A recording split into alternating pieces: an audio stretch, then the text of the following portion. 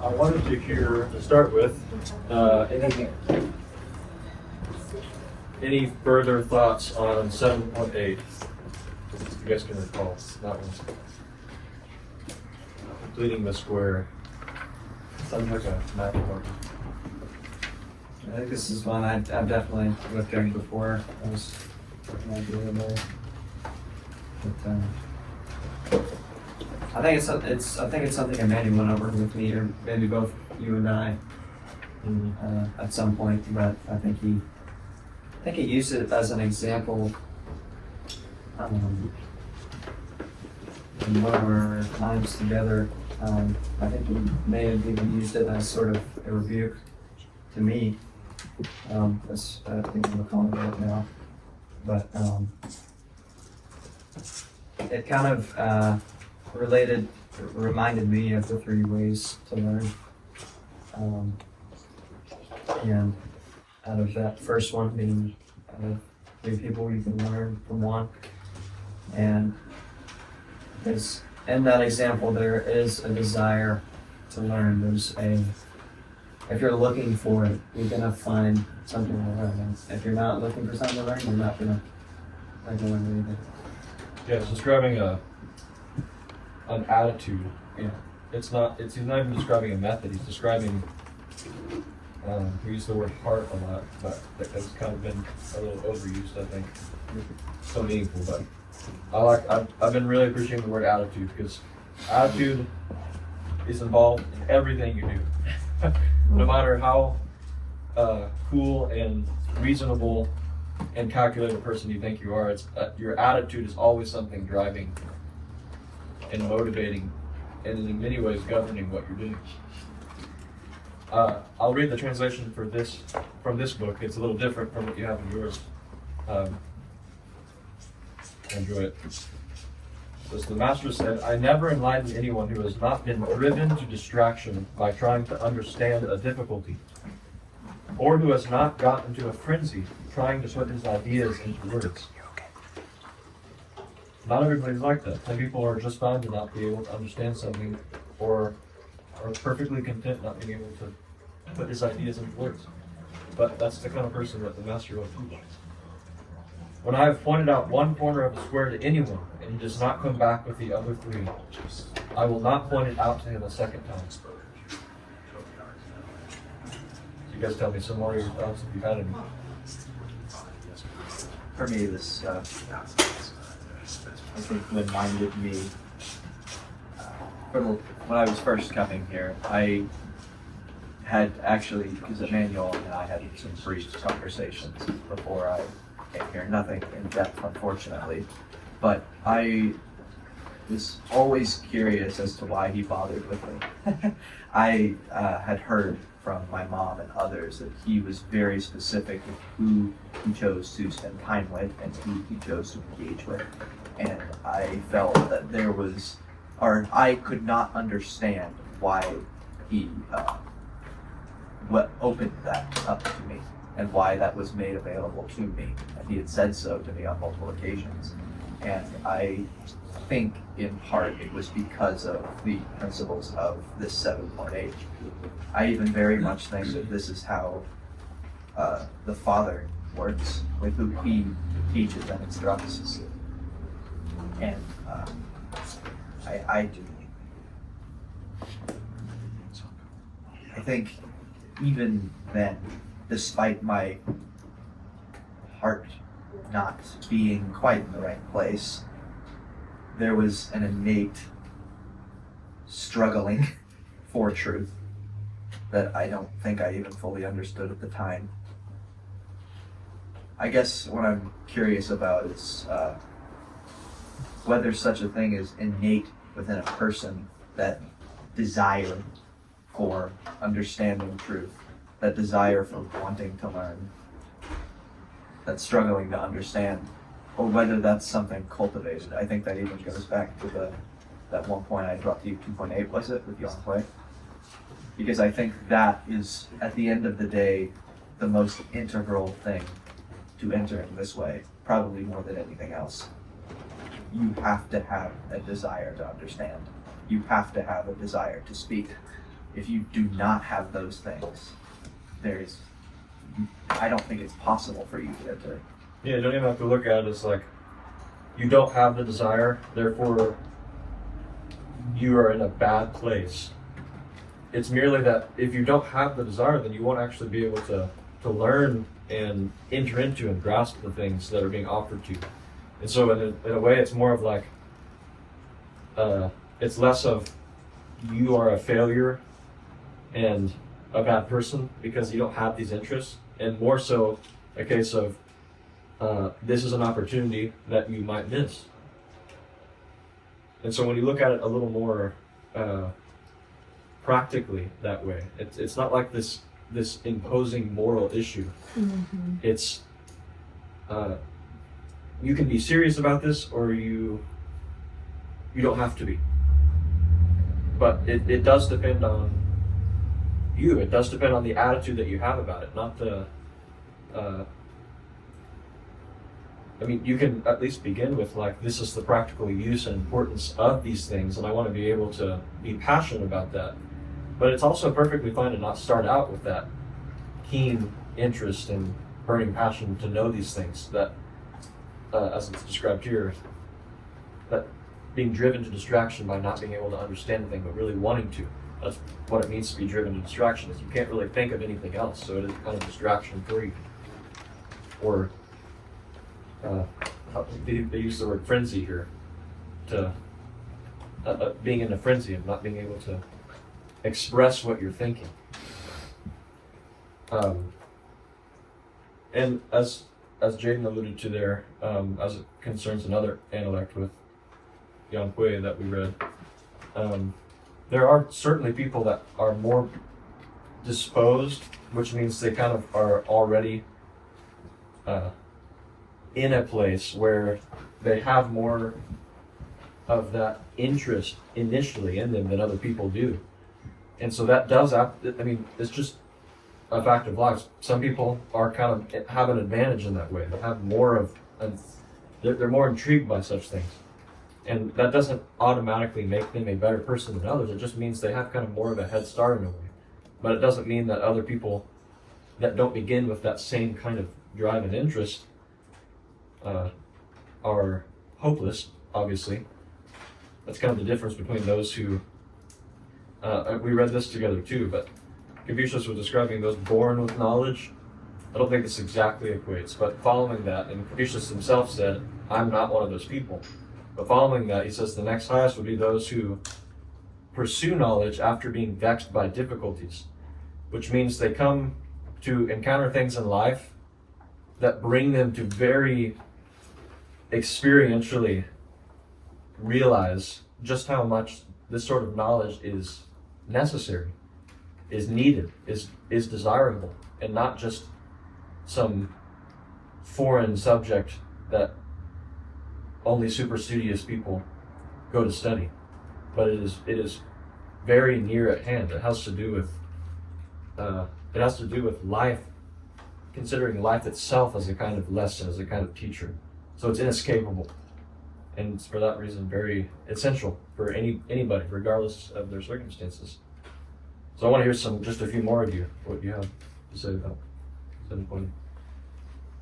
For me, it was kind of like an encouragement of the importance of learning how to do that, because I feel like I'm still learning how to draw the 3 other corners and stuff like that. So like it was just kind of for me just encouragement is the only word I can think of, and not like just encouragement of like, do you know what I mean? It's like a reminder almost of the importance of it. Yes. So. To want to be able to draw the 3 corners or give the 3 corners back to the teacher is itself what that this intellect is wanting you to examine in yourself. Do you want to give back the 3 corners? Are you in a place of wanting to answer the difficult questions? Are you in a place of wanting to put what it stirs in your own mind and heart to speech? It's not saying, are you able to do those things yet? It's saying, is that something that you have the heart to do? And to ask yourself that is, and to have the response you did is encouraging, because it means that you do. And each one of you that have that same, that has that same answer, as simple as it is. This kind of goes back into what we had discussed with the assignment of what is my role in my family. Remember, if you were to have asked yourself or told yourself in response to that question, I don't really ever think about this, and or I don't really think I do fulfill that role, to acknowledge that in and of itself is very valuable, because it is something that has now opened up in your conscience. It's something that you're beginning to think about. Same with this heart to learn, this desire to give back the other three corners of the square. It's not something you take for granted, is what I'm saying. But it is something that most of us start out with not even considering as something to think about, as something to give back. Yeah, I immediately thought about it as honor, obviously. That Mhm. way of actively learning versus passively. And even like thinking of scenarios with people and relationship and how that is a way of showing honor to someone, coming back to them with the other three, corners or Yeah, whatever there's it may be. definitely like even just a decency to it, Yeah. for sure. And the honor too is not to be considered like and this is something you also have to be careful of, is I'm as a student, I'm not just like trying to honor you because I want to seem like a good student and I respect you a lot. And so I want to kind of show my respect to you in whatever manner you do. But so like, I don't know exactly how that would look, but there's a way that you can like in a shallow way honor someone by wanting to come across as honorable, but not actually getting to the heart of what the teacher's wanting to impart to you. Like you don't have a real genuine interest, you just want Yes, yeah. You want to come across as honorable, but you actually haven't really adopted the real interest, the real heart for what they actually want to teach you. And you probably It's also- more for the person Yeah, and not for the concept of which would seem to be a better thing, because like you want to prioritize the relationship, but you're not meeting them where they want to meet you at. Right. So you actually aren't even meeting them at the relational part of it either, because the purpose of the relationship is something that you're missing when you want to just kind of pay attention to the relational aspect, but not the heart of what they're trying to get at with you, which in this case is the subject matter that the teacher is trying to open the door for you to enter into, which is the teacher's job. You have to be the one to walk into it though. Let's see. So now, can we get our two students that did a little summary of last week to share with us, starting with Benji? Everybody pay attention to their summaries of this. I'm gonna try to do my best to navigate around it. So, one of the first notes that I put down was a true listener is not just spoon-fed information. A true listener does something with the thing that's highlighted and that they're taught. Another thing that I wrote after that was the importance of recovering true definitions of things and not dismissing things that you do not understand. To know what you know and to know what you don't know. We talked about the three virtues, which were wisdom, courage, and goodness. And some little notes that I had for each of them were: wisdom is never in two minds, courage is never afraid, goodness never worries. A wise man is never double-minded when it comes to right and wrong. A wise man has knowledge of men. He is a good judge of character. And we referenced 116.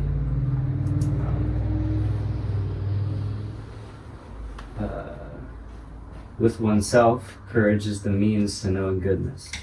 In many ways, courage is the actualizing virtue for all three, goodness and wisdom. as well. To be reliable in word was that one word, seen, or Yeah, I think you got it. and then we had being quick to act and listen and slow to speak was the other hidden, or however you say it, very similar.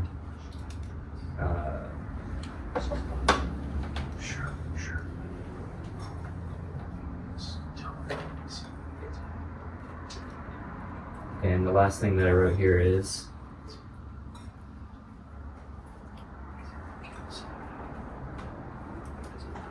oh wait, it's actually that's fine. That's it. Thank you very much. Yeah. Go ahead, Isla. You pretty much said everything I had. Yeah, I know you guys will be repeating But- each other, but Yeah, it's helpful. I just think that it's continually being repeated that we need to have the heart to really want to put these things into practice instead of just listening, even though there is a big significance in listening. It's not merely listening. I think you're asking us to look deeper than you already mentioned everything. No, that's it. Well, yeah, the virtues of a gentleman, goodness, wisdom, courage. I thought it was very interesting when he said to say you know when you know and to say you don't know when you don't know. I just never thought about it like that. I always felt like I needed to say stuff Mm-hmm. that I don't know much about, but I feel obligated to say stuff, you know, and then when I have something to say, it's like I don't say it. It's like the complete opposite. Mhm. Yeah, I don't really have too much more, but Thank you. Yeah, I just think the element of courage is so cool. I don't really know else, but because we were just talking about, you both mentioned the importance of putting into practice what you're being taught, and what we're looking at, what we're being taught, has to do with the exercise of virtue. And so putting into practice therefore requires your courage.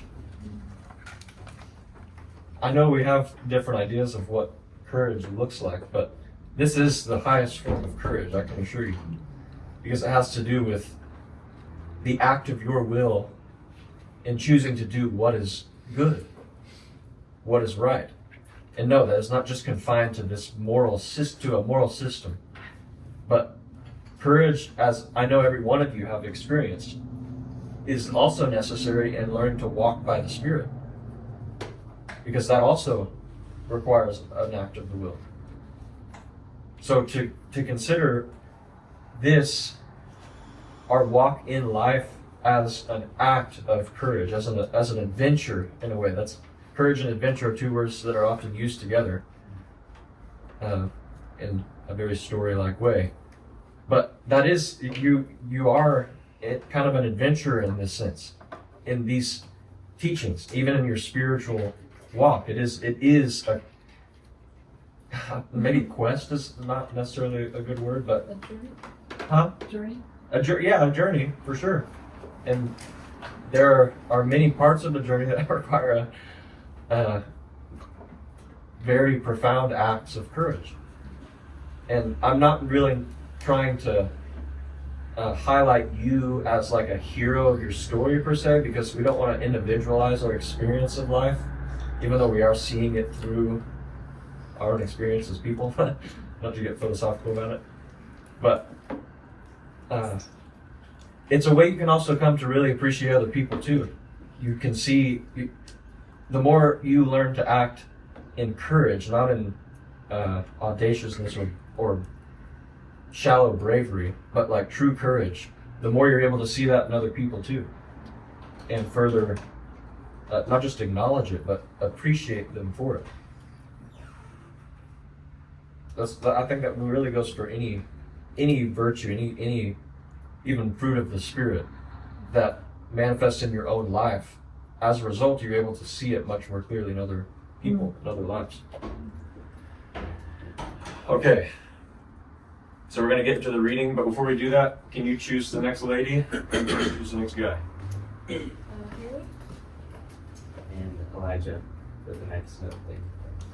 Perfect. You just walked in the room. So what are the requirements again? So you are basically taking diligent notes. I mean, you all should be doing this, but diligent and coherent enough notes for you to be able to fix up later if you need to, and then read for us next week as a review, like they just did. And it's still required of each one of you, and I think you guys both did this, to offer a bit of a reflection on the notes you take and share that in class as well.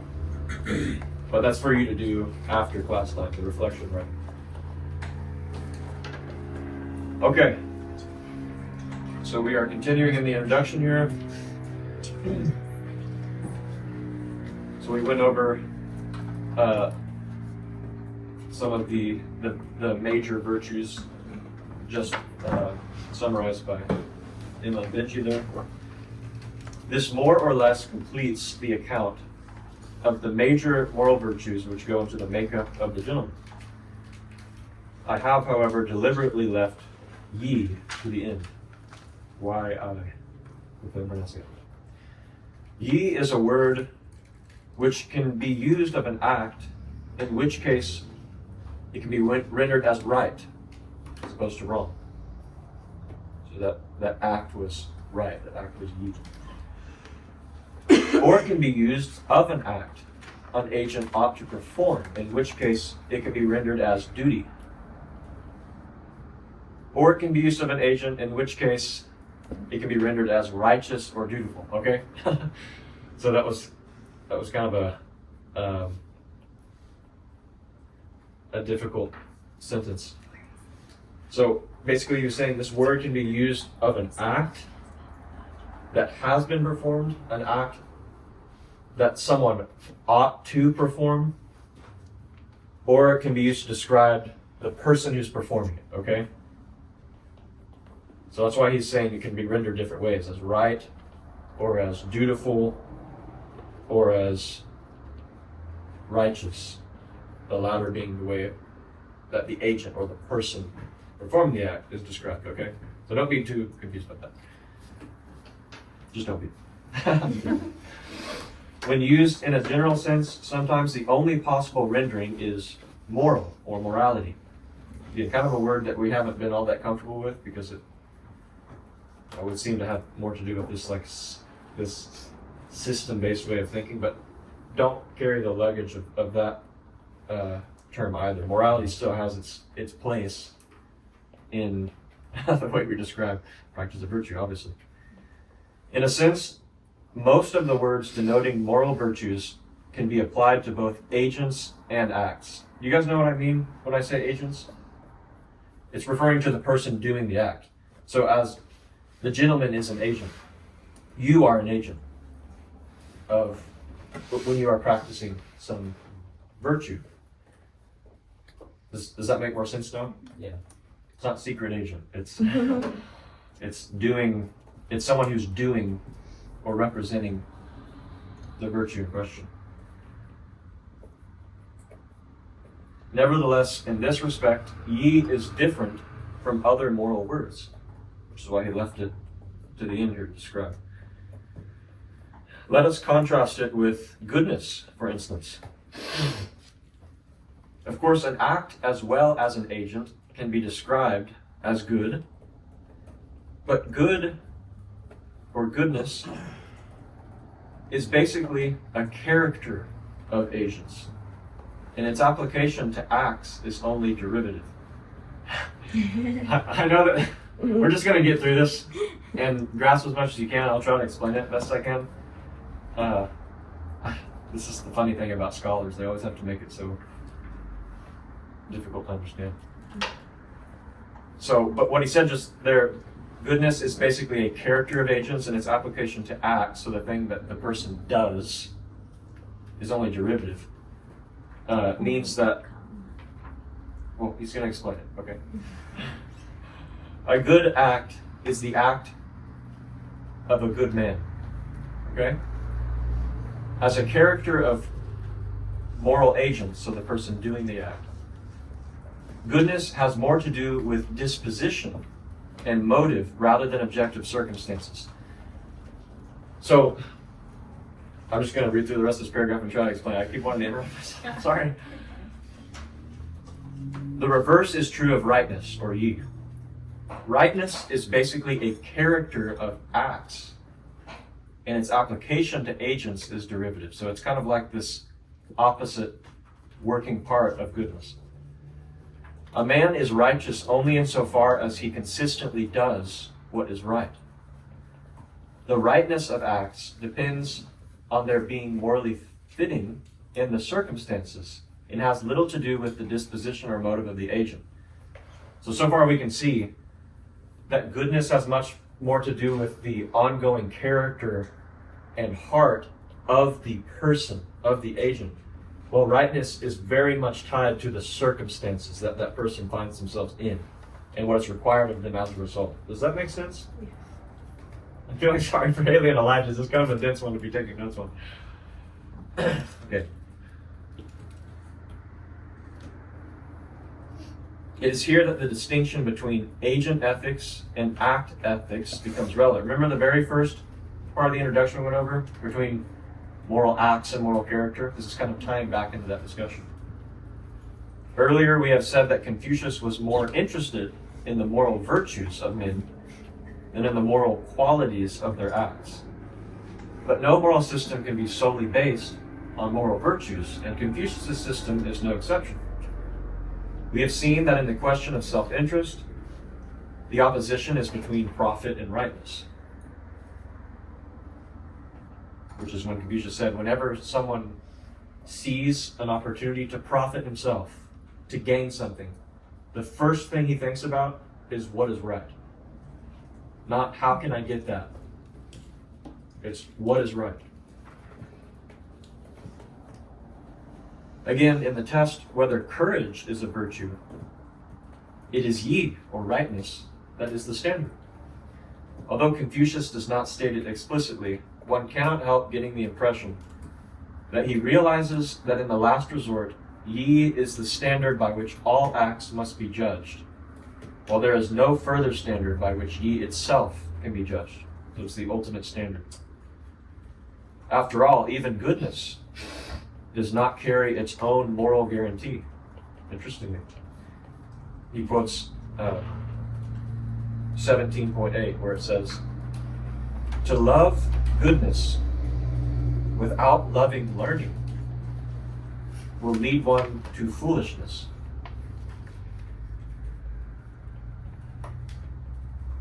As we shall see, the object to be pursued in learning in this context is likely to have been the rights. And the rights as rules of conduct, remember the rights, that's literally what they are, rules of conduct.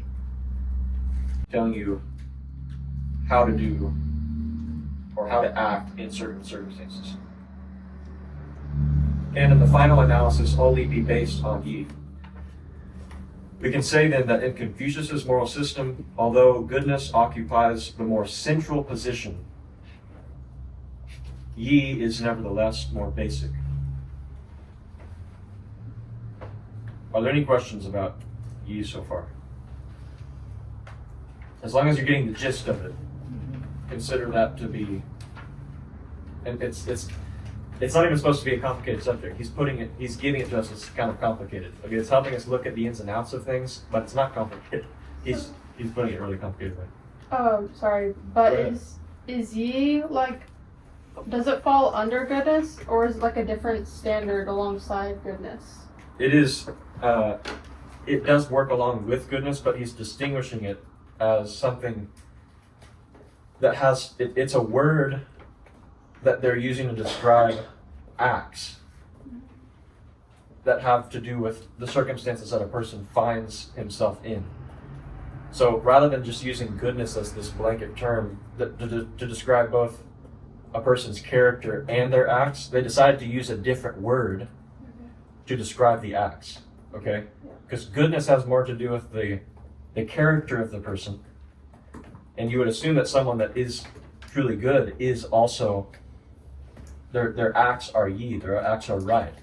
But that's not always the case, which is why he said there that someone who loves goodness without loving learning, or which means they also don't have a mind to what it looks like to exercise that goodness in circumstances by what is right, then that kind of person, despite the fact that they love goodness, can be considered foolish because they don't have the wisdom to know how to exercise the goodness that is in them. The way in which goodness works out of a person is a process. It's not this instantaneous one all-encompassing description of a person. It's a process. And so because it's a process, they used a different term to describe the rightness of acts. Hopefully that's making some sense. No account of the gentleman will be complete unless something is said about his attitude towards Tian, or heaven. Yeah. Tian, right.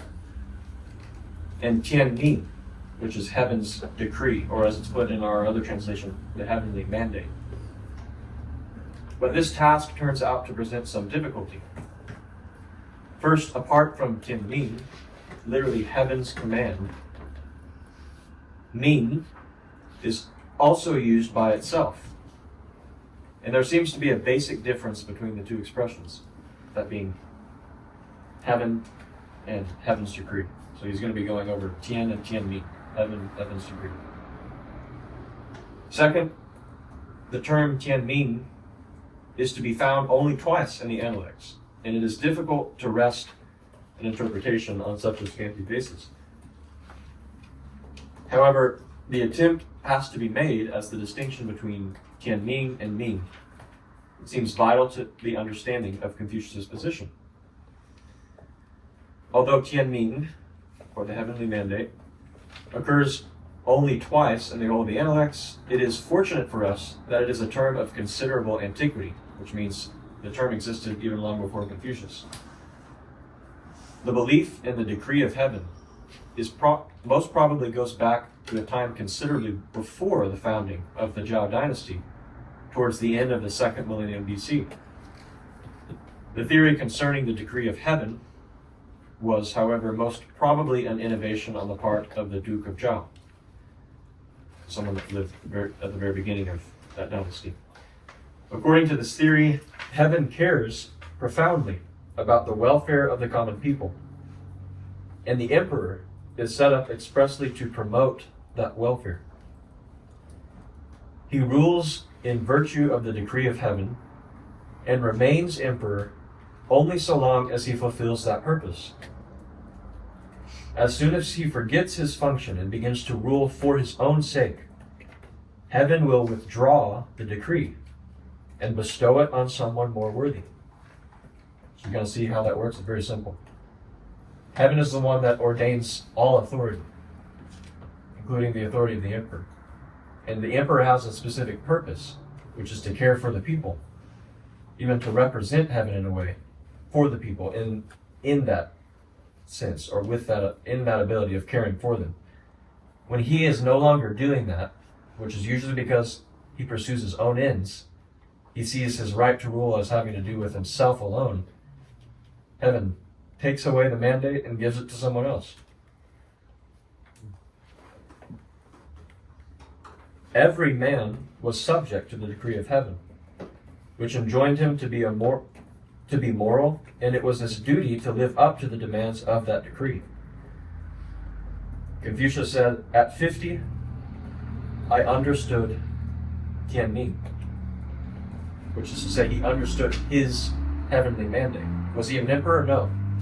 But he still had a calling from heaven.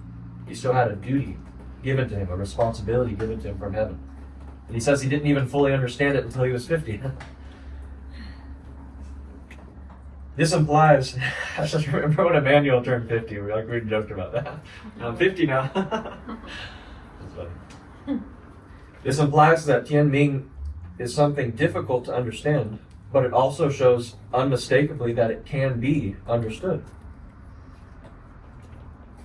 The only other mention of Tianming in the Analects is when Confucius said that it was one of the things the gentleman stood in awe of. Then it quotes Mencius, who we've talked about before. He lived a good deal of time after Confucius, but he kind of inherited his teachings. He's like the second most well-known Confucian scholar. But he's quoted here, and it says, "When a thing is done, though by no one, it is the work of heaven. When a thing comes about, though no one brings it about, then it is decreed." It's kind of a cryptic statement, but thus there are certain things which are brought about, but not by human agency, but by destiny. There are things over which human endeavor has no effect. Whether or not a man is going to end up with wealth, honor, and long life is due to destiny. No amount of his effort on his part will make any difference to the outcome. Thus, in the context of the fortunes of an individual, Ming is his lot. For instance, twice Confucius said of Yin Yuan, who died young, that unfortunately his allotted span, or Ming, That's was the a short one. Yeah, it's just how he puts it in this one. Again, he rebuked Zhu Kong for refusing to accept his lot, his Ming, and indulging in speculation. The reason why so much importance is attached to Ming is this.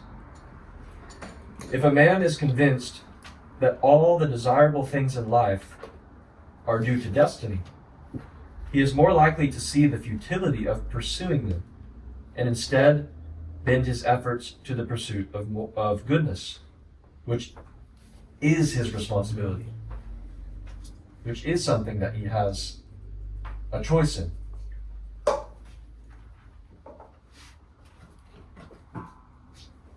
Goodness is the only object a man ought to pursue, because being good lies in making just such an effort and not in the successful outcome of one's action. You can even consider, because I know goodness is really a term we're using only in this discussion, but tying it into our life as sons, our spiritual walk. Goodness in this sense is describing the quality of someone, even the destiny of someone that has been set apart by God. So in a way, it's also holiness.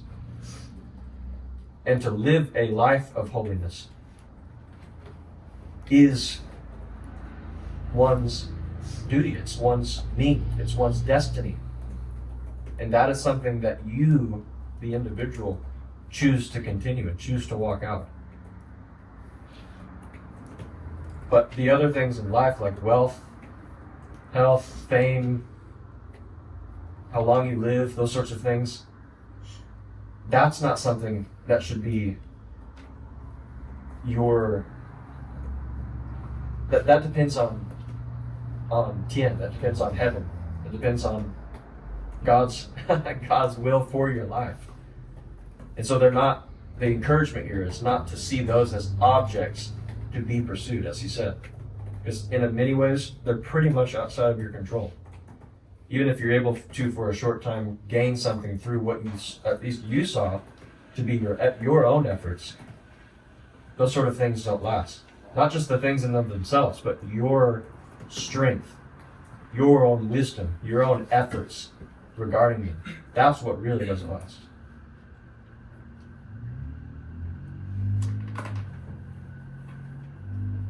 This is the meaning of the saying, a man has no way of becoming a gentleman unless he understands destiny.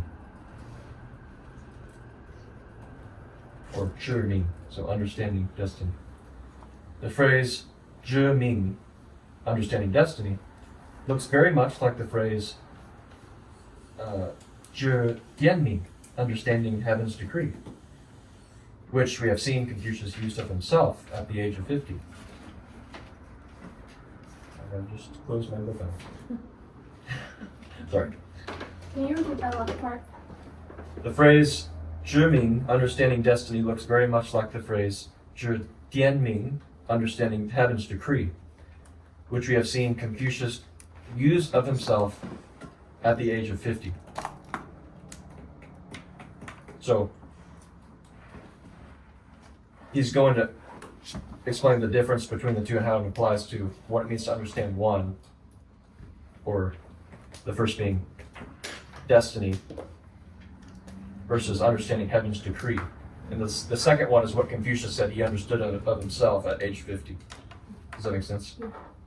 And wait, which one did he understand when he was 50? Heaven's decree, or Tianming, yeah. But the meaning, in fact, is very different in the two cases, so he's outlining the difference between the two here. To understand heaven's decree, which Confucius did at age 50, is to understand why heaven should so decree. But to understand destiny is to know that certain things in life come under the sway of destiny, and that it is futile to pursue them. You guys see the difference? So understanding heaven's decree, or Tianming, is understanding why heaven would decree that in the first place. But understanding destiny itself is understanding how that works out in life. It's basically the why versus the how. What does it say? Understanding destiny is to know that certain things in life come under the sway of destiny. So it's not just acknowledging that it does, it's truly knowing and it's reflecting in the way that you live and make choices from that point on. That's understanding destiny itself as opposed to heaven's decree. The difference between Tianming and Ming can be summed up in this way. Tianming as moral imperative, so something required of you morally, is concerned with what man ought to do. Ming, in the sense of destiny, has to do with the bringing about of what comes to pass. Tianming, necessarily difficult to understand, as it was for Confucius, nevertheless understandable. Ming is a total mystery. What Tianming enjoins, we ought to obey. Enjoins means encourages or admonishes someone to do. What falls within the domain of Ming, we should leave alone.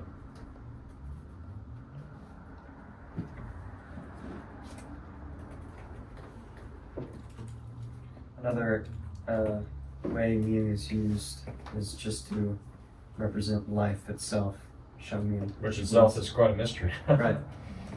So it's kind of this is a interesting way to respond to the question that people often ask of themselves. At least I know I ask myself many times: is what is my duty, and what is God's? Like, what am I responsible for in this life regarding myself, other people, and what do I leave to God? If Ming and Tianming are terms different in meaning, equally there are two different senses of Tian, or heaven, each correlated with one of the two terms, because heaven's used in both. Well, actually, it's just used in one. Sorry, but the word heaven relates to both differently. Because Ming, even though it doesn't include the word Tianming like the other, still has to do with heaven. It is something issued from heaven. Destiny is determined by heaven. That's what I mean. Sorry. We have already seen that heaven was used as a synonym of destiny in Su Xiao's remark. This is also the case in lamentations and exclamations of faith. Take these two cases for instance. When Yan Hui died, Confucius said, "Alas, heaven has bereft me. Heaven has bereft me." Which, if you don't know what bereft me, means it's taken something precious from me. However, when Zhang Ponyu was stricken with a horrible disease, Confucius said, "It must be destiny." That's good stuff. But I'm sure he was a lot more sentimental than Mr. Destiny. In these two remarks, heaven and destiny seem to be interchangeable terms. On the other hand, there are cases where heaven seems very different from destiny. For instance, when his life was endangered in sin, Confucius said, "Heaven is the author of the virtue that is in me. What can Quan Hui do to me?" There was someone that was actually hunting him down and was threatening to kill him, and that was his response. "Heaven is the author of the virtue that is in me. What can he do to me?" On the occasion when Sulu was slandered, he said, however, "What can Kong Bo Liao do in defiance of destiny?" The two remarks seem to me to be very different in meaning. In the latter case, Confucius was in effect saying, "What will be, will be." In the former, where his life was being threatened, he was saying that heaven had endowed him with a special virtue so that he could shoulder the Tianming of heavenly mandate, of awakening the empire to its moral purpose, and that if Huan Tui was allowed to kill him, heaven would be frustrating its own purpose. So he was so confident in what he was given, the duty and responsibility that he was given by heaven to do, that he didn't fear death. In fact, he didn't even, he denied it. He rejected it.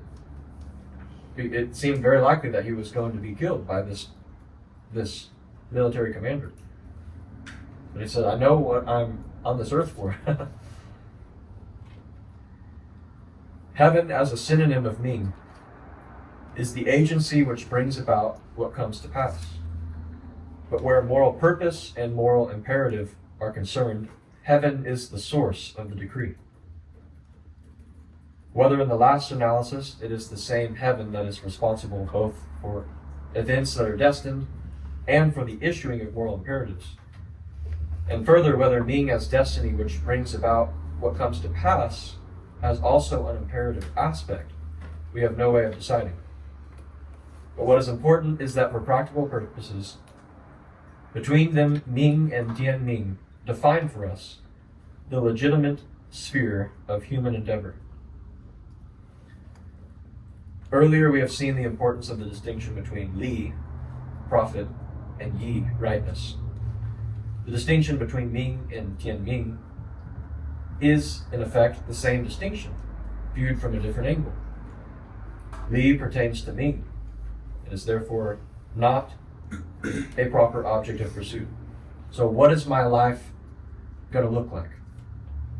That's something that we actually were asking ourselves quite a bit. Past few classes with my dad. That concern, especially at our age, we have. What is my lot? What's ahead for me?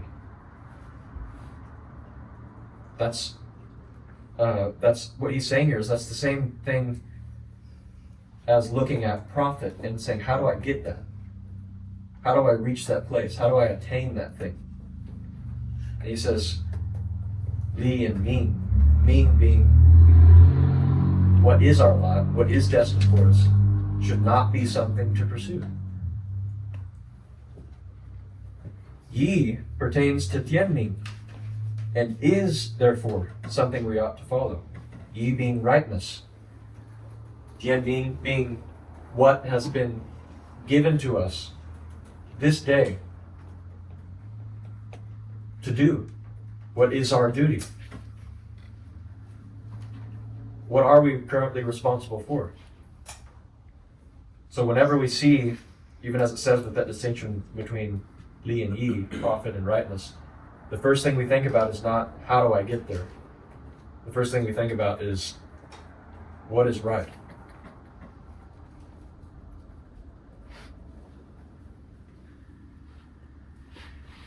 So that wraps up our reading for today. Any questions? I actually had just like a general question about a different point. Yeah. It's in 2.15 where it says, if you learn without thinking what you have already learned, If you learn Yeah, so without you- thinking about what you've already learned, you will be lost. But if you think without learning, however, you will fall into danger.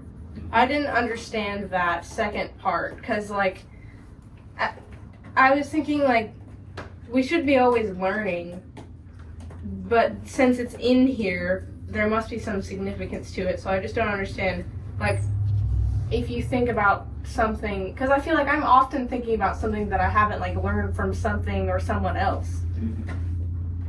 I was just curious if any of you have That's a an good question. understanding on it. Yeah, I want some other people to offer thoughts first before I do.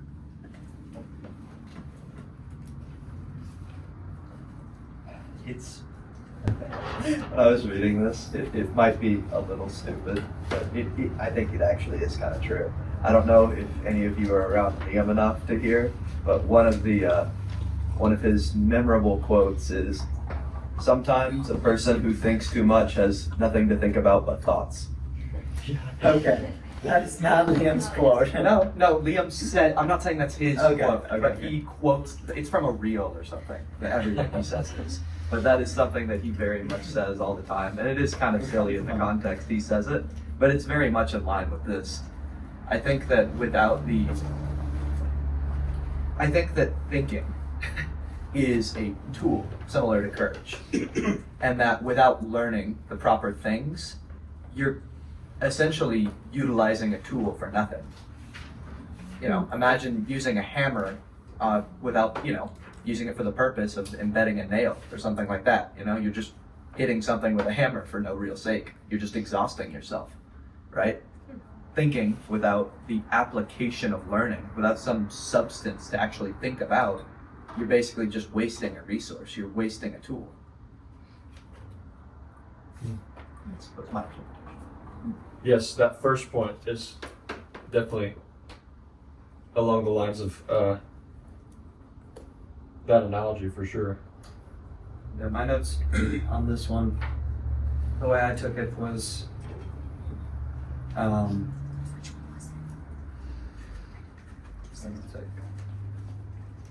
Which one was it? I'm sorry. This is 2:15. 215. it's the danger you fall into when you're learning. Sometimes you will just simply receive and simply think about it. And while that can be helpful in the beginning stage of learning something, it's your actual application of what you're learning that makes it something real. That's what I wrote that anyways. So. That's what makes learning. Yeah, but what she was asking is Yes, sorry, I didn't get the question. the second part. If you think, this is what we're focusing on particularly. If you think without learning, however, you will fall into danger. That's what I was referring to. Mhm. That commentator thing, the die or danger, in its alternate sense of exhaustion. That's what I was referring to. Was that second part? It says that another word for that is exhaustion. I see. Yeah. So I misunderstood what you said. I wasn't talking about the first part. I was talking about the second part. Mm. It's thinking without substance, thinking without learning. Yes. The danger is exhaustion. It is pointless, essentially. Yeah. The way that learning is often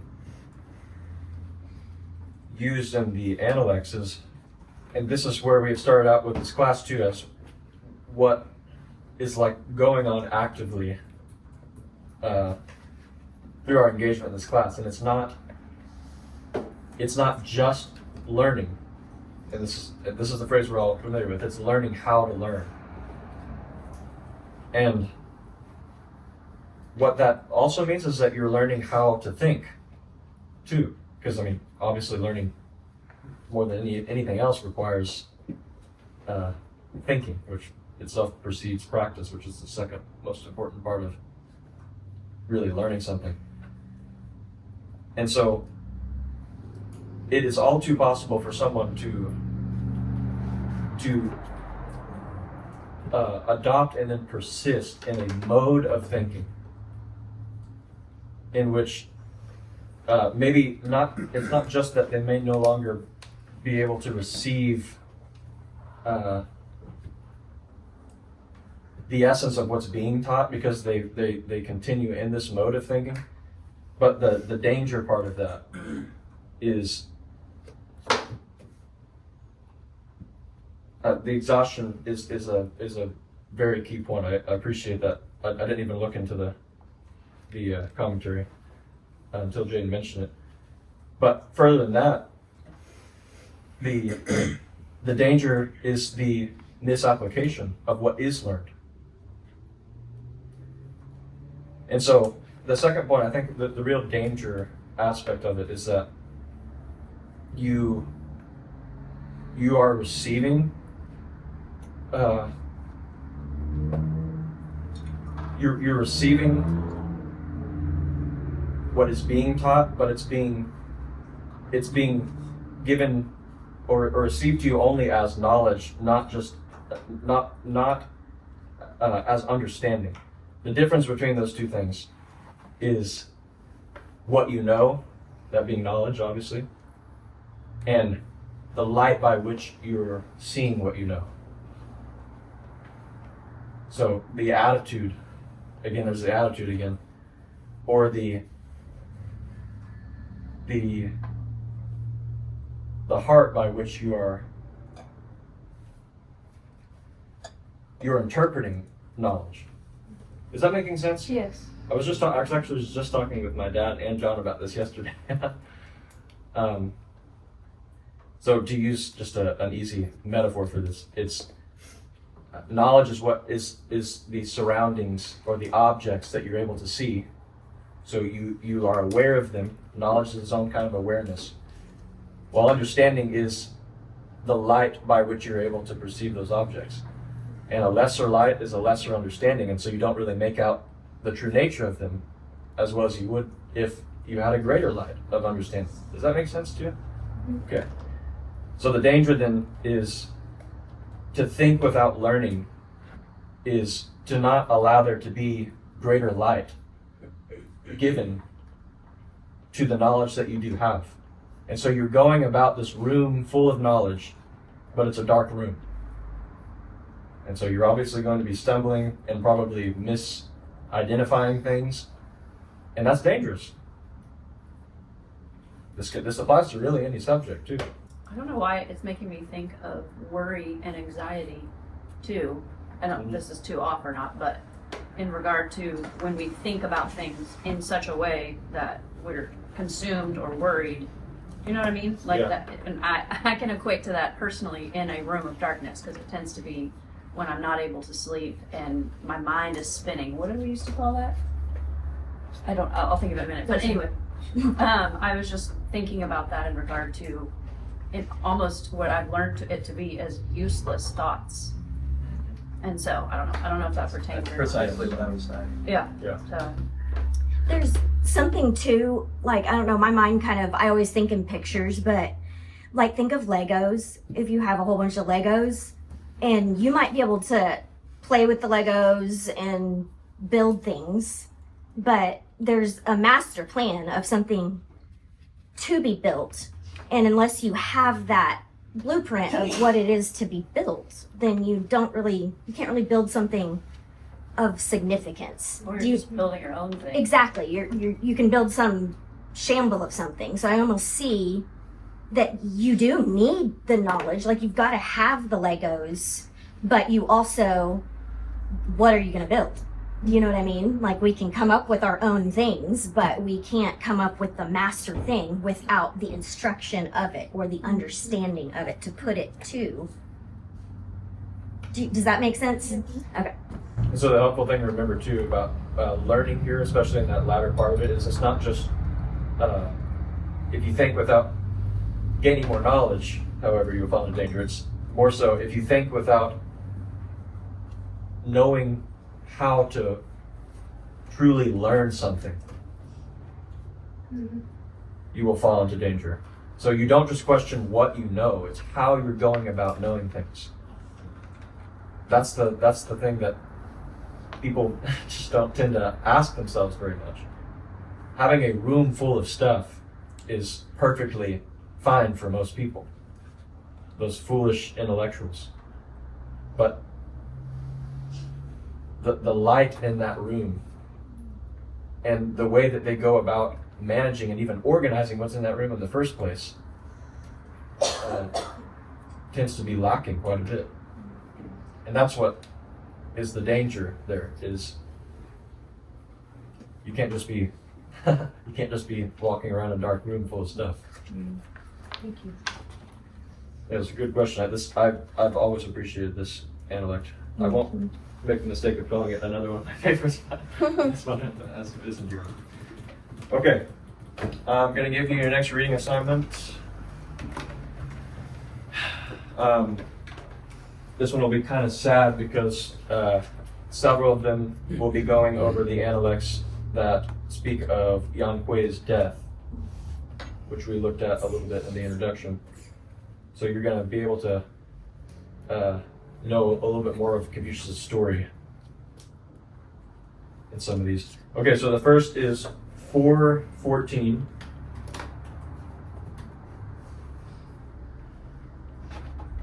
And then after that, do 7.3.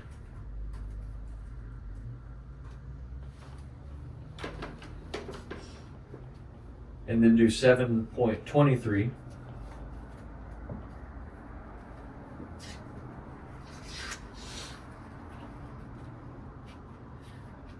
Some of these are what we had already been looking at in this introduction. I just want you to go over them again and read their commentaries.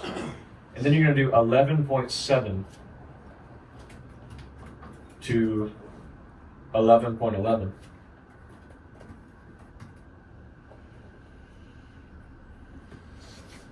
That'll be what goes over Yan Kui's death.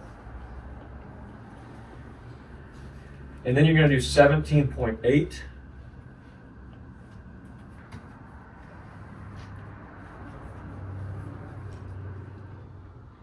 And then you're going to go all the way to the very end of the book and read 20.3. 20.3. And I'm giving you your next writing assignment, which is going to be due Sunday the 21st.